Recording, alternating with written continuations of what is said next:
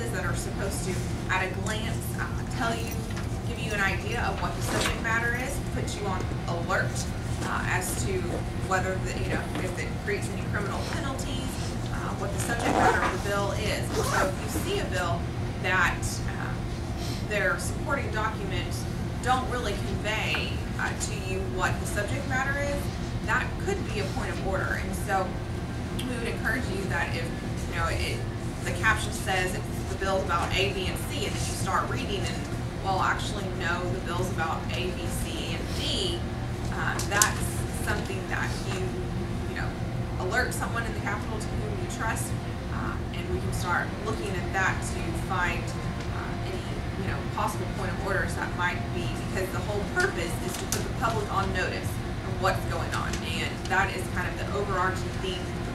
Look at these things and know what's going on.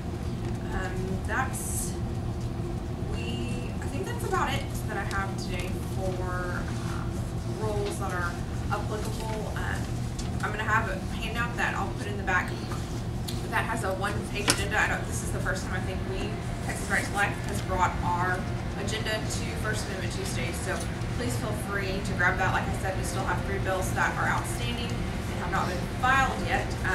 But I'm going to introduce Stephen Housley. He is the PR director for Texas Homeschool Coalition, and he is going.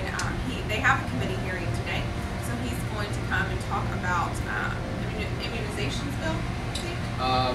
That's just one of the issues we're looking at, but I can talk about the issues we're dealing with specifically in what we're pursuing. Absolutely. So yes, sorry. What are the 3 bills that you're working with? Well, we have 5. 5. 2 have 5. 2 are filed. 2 are filed. So the filed ones are health insurance reform, so opting abortion coverage out of standard health benefit plans and putting them in a supplemental. So that has been filed. All this information is on our website as well. And then the next one that's been filed is prohibiting coerced abortion. So making current law is silent right now on whether coercing a woman into an abortion is against the law. We just don't address it right now. So when a woman wants to, after the fact, bring a charge, the DA has to look for an aggravated assault charge, a battery charge, some other cause of action for this situation. So we want to create a new cause of action, and also to put some protections up front when the young girl is going into the abortion clinic, that apprises her of her right not to be coerced into an abortion and gives her a room, access to a telephone, and a list of organizations who would help her out of that situation, and we put a stay on the abortion if she is indeed signaling to the facility that she is being coerced. The next one is reforming judicial bypass, reforming parental involvement. There are so many holes that have been used. There's so many holes in the judicial bypass provision in the family code that has been used to just simply override parental rights, override parental involvement. It's pretty much guts our parental involvement laws here in Texas. So we want to go about 7 to 8 tweaks, from heightening the burden of proof required, putting in a venue requirement, meaning you can only petition a judge in the minor's county of residence. We've got several of those in one bill that has not been filed yet either. That bill has not been filed? Correct. Judicial bypass? I thought I'd heard of. There's not. There's a couple bills. There's been 2 bills on the subject that's been filed. Phil King has a bill that would separate the guardian ad litem and the attorney ad litem into 2 separate individuals. Because right now, she calls the clinic. She says, "I don't want to tell my parents." They have they have Planned Parenthood attorneys. James Due Process is an organization, and so this attorney who knows what judge to go to, when to go, she'll to go, and she'll say, "By the way, judge, make me the guardian ad litem," because our state law does not explicitly require them to be 2 distinct individuals.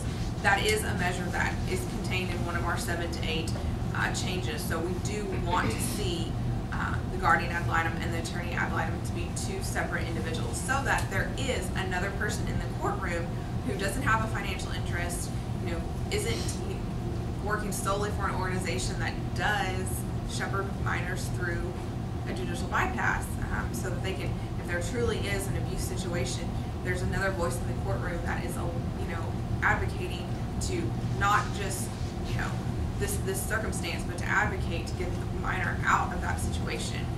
So we're in favor of separating them out, and so it's always good to have several bites at the apple. So hopefully at the end of the day we get all of the cleanup that we need. So that's it on the abortion front. Denial of treatment requiring do not resuscitate orders, consent, patient or family consent for do not resuscitate orders. That's a big one for us. Last Friday, I had my phone rang last Friday, and a hospital put Thursday night, a 32-year-old man was admitted to a hospital conscious, and they put a DNR on him, and him and his wife were trying to get it off, and they wouldn't do it. She was fighting to get it off of him, and so we feel that consent should be required in a hospital setting before placing a do not resuscitate order on a patient. Either consent of the patient, or if they have a health care proxy, medical power of attorney. So that's really a big one for us. It happens, and most often you don't know about it until you are in that situation. And so I can't tell you how many phone calls we get as Texas Right to Life of trying to help remove unauthorized DNRs from patients. 7 other states have explicitly in state law done what we're trying to achieve here in Texas by saying you must get consent before placing a do not resuscitate order, whether it's an in-hospital DNR or an out-of-hospital DNR. You must get patient consent. So we want to follow those. The other states don't prohibit it. They are just like Texas is right now, where we just simply don't address it. So they don't affirmatively say you don't need consent or you do need consent. It's simply not addressed. And we are seeing that, we all kind of think, well, of course you have to have consent, but because there are no state laws on the issue, it varies from hospital to hospital. I mean, even physician to physician, what the physician feels is, correct way for him or her to practice medicine. And so as we're seeing that there are physicians who are not requiring patient consent, that's where these state laws are popping up now to explicitly address this issue, because it was just common sense. We've never thought it happened, but it is happening, and so now states are beginning to address that issue, and it is definitely relevant in Texas. So that has not been filed? Right, has not. It's still in Ledge Council. So another deadline, was it 2 Fridays ago? Maybe it was I guess it was 2 Fridays ago. Ledge Council said if you have any more drafting changes to bills, you've got to have it into us by Friday. Well, we didn't get our versions back from Ledge Council until Thursday night, our original versions. So we were working all Thursday evening with us and our bill authors to, we went through a round of changes, then we brought them to the bill authors, and they had to submit them. So we have not heard back on those bills yet from Ledge Council. So we're waiting. It's kind of like the midnight hour, and 4:30 on Thursday. We're like, oh, dang it. So so we're just waiting. The bills have to have a Ledge Council approved stamp on them, regardless of who writes them. And so we are just But you have sponsors for them? Yes, absolutely. All of our sponsors for our bills worked on these issues last session, and so their staff, not only were they involved last session, but they've worked with us throughout the interim period. So we didn't just come up on January 13th with these ideas and start shopping them around. We've done a lot of stakeholder meetings during the interim. Like I said, 3, 4, 5. All of our bills, except for the coerced abortion bill, they've been worked on by these authors since last session, if not before. So they're just very yes, sir. Can you talk just briefly about Ledge Council, how they're formed, and is there any reason to believe they may have political biases? Well, their attorneys, there's about 50 attorneys, I think, on Ledge Council staff. They're secretive. They're not supposed to have political bias, so they don't talk. It's kind of difficult I do believe that there's a sense that they try to be fair and they try to, make sure that they're not, talking about any secrets or anything. I do get the sense that they very much try to be fair in that regard. So that's been my experience.